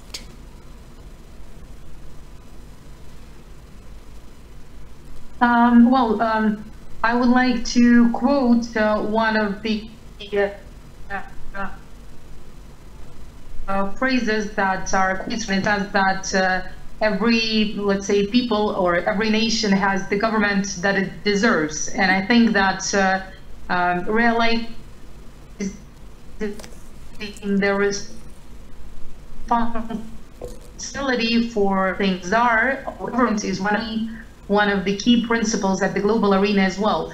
Enrique was just giving a great example of how, let's say, a country like India at some point started demonstrating its own standpoint, and we see the similar examples taking place in many countries of Africa.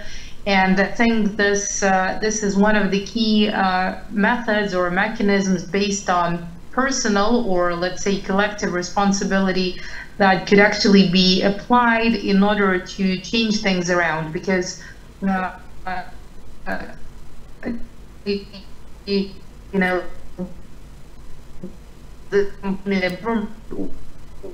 some kind of conspiracy theory about something, and the sooner we start actually doing things to change the aspects that we do not like, to the extent to which it is even possible, I think the sooner we will see major changes taking place. So the future really depends mostly on how we shape it, how we act about it, and which path we're going to be choosing in terms of, do we choose to preserve tradition, we choose to use the technology for constructive agenda, do we choose to still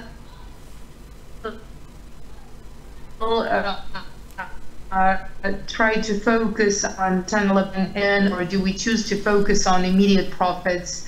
Do we choose to focus on strategic aims or tactical ones?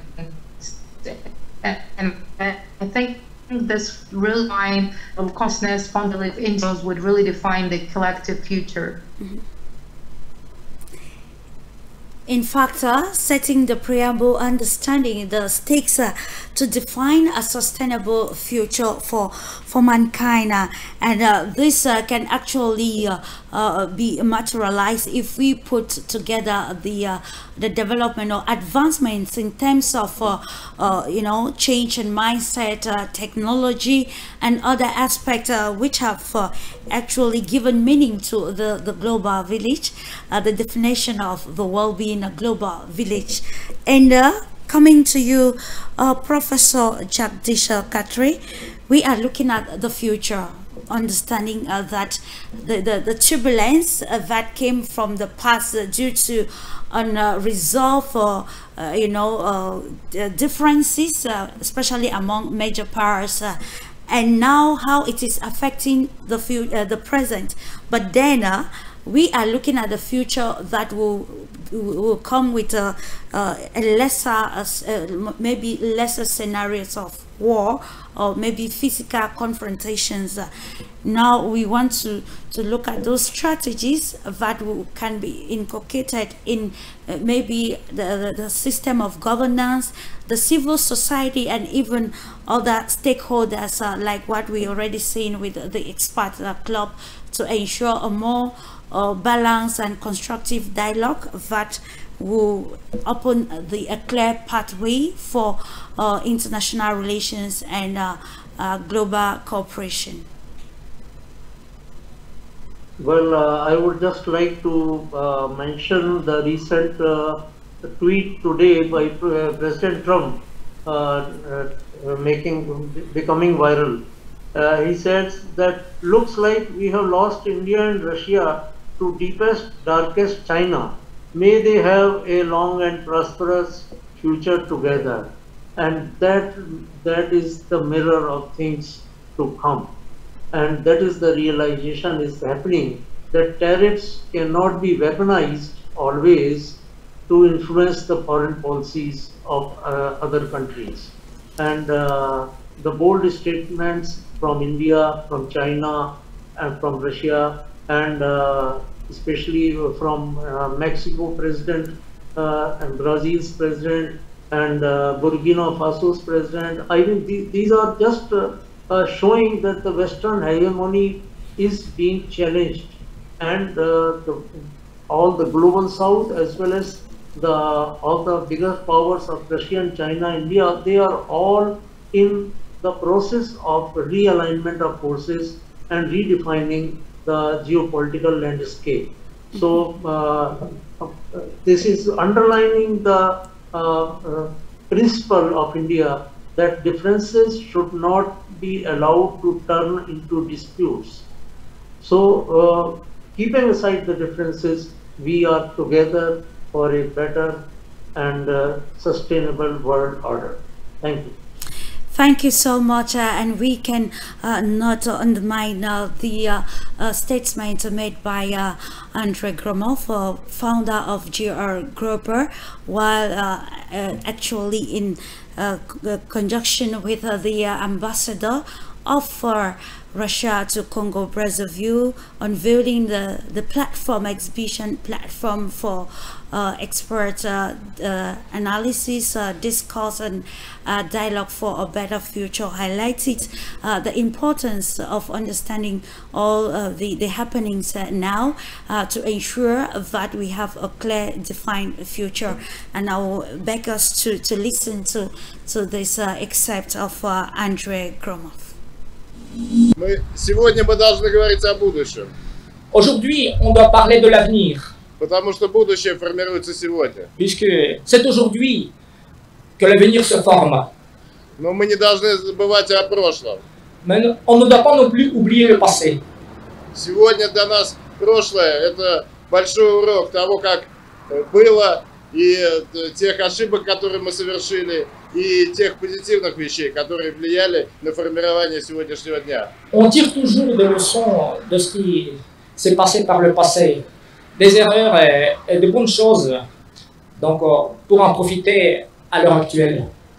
И, безусловно, как сказал господин посол, очень важно, чтобы это формировалось на основе правильных ценностей, человеческих ценностей. Et comme l'a bien noté son Excellence, Monsieur l'Ambassadeur, il est très important que la base de tout cela soit de vraies valeurs humaines. А эти ценности формируют наши лидеры. Et ce sont nos leaders qui forment les dites valeurs. Бывают разные лидеры, но настоящий лидер – это тот, кто формирует не только вертикальную иерархию, но и глубоко погружен в низовую повестку.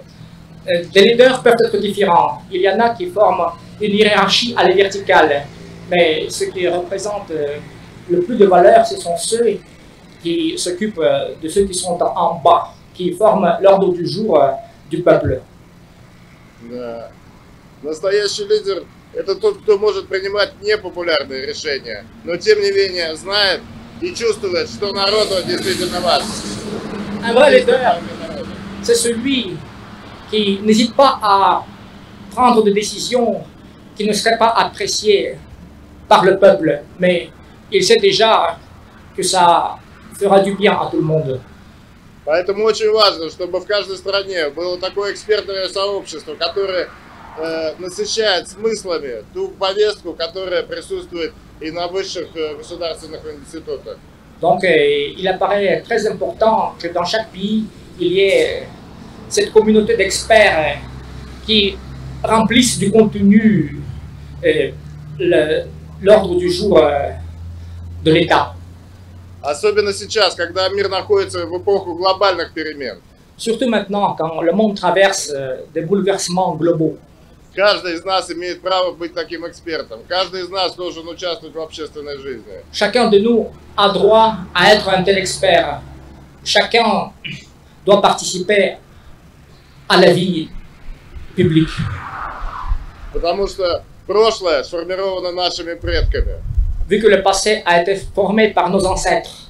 И мы должны иметь долг и честь по достоинству это прошлое превратить в светлое будущее. Et c'est notre honneur et notre devoir de transformer ce glorieux passé en un avenir radieux.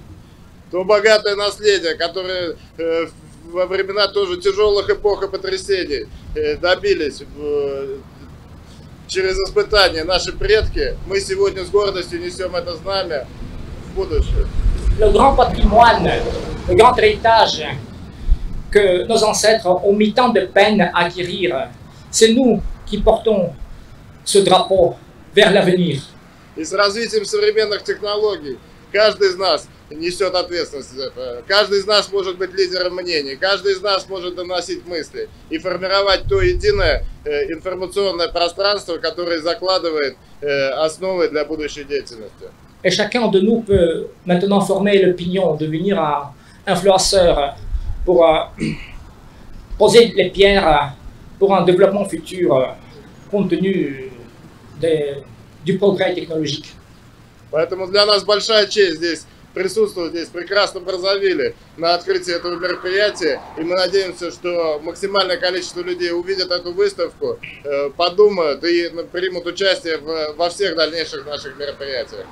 C'est un grand honneur pour nous d'organiser cette exposition et on espère tous qu'elle attirera beaucoup de monde, que chacun puisse venir ici voir comment ça se passe. Merci beaucoup. Merci beaucoup pour votre attention.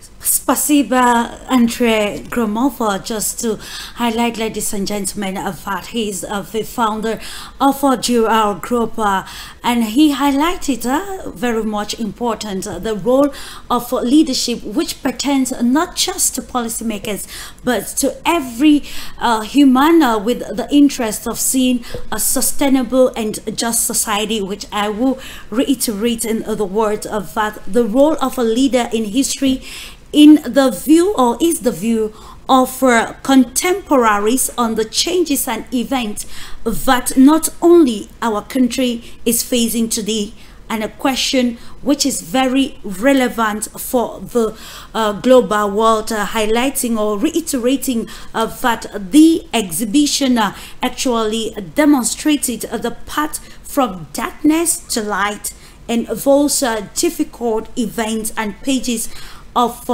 history which have formed an understanding of how to do the right thing and shape the future world together. Of course, cementing again the precepts of globalization and international relations. And ladies and gentlemen, it is on this note that we are drawing the curtains into today's edition of the program, which is a Global Insider, taking a moment, of course, to thank our panel of experts, Dr.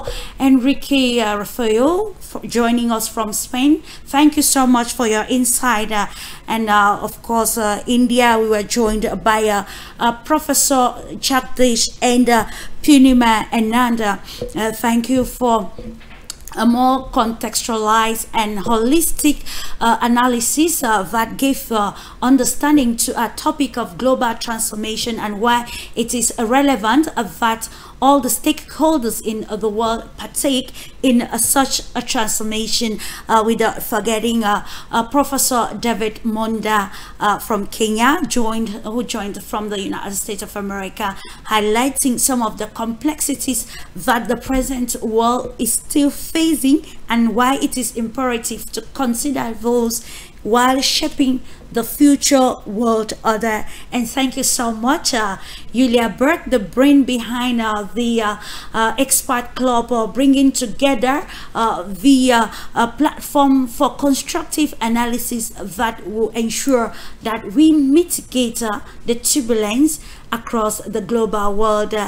And immense thank you to the technical crew, Francois, we have Adrian, and other major internal stakeholders here that ensured that the program was a success. Thank you so much, ladies and gentlemen, for trusting this platform, and we look forward to having more interesting conversations that will help to widen the horizon, that will make the world a suitable place for us all. Bye-bye.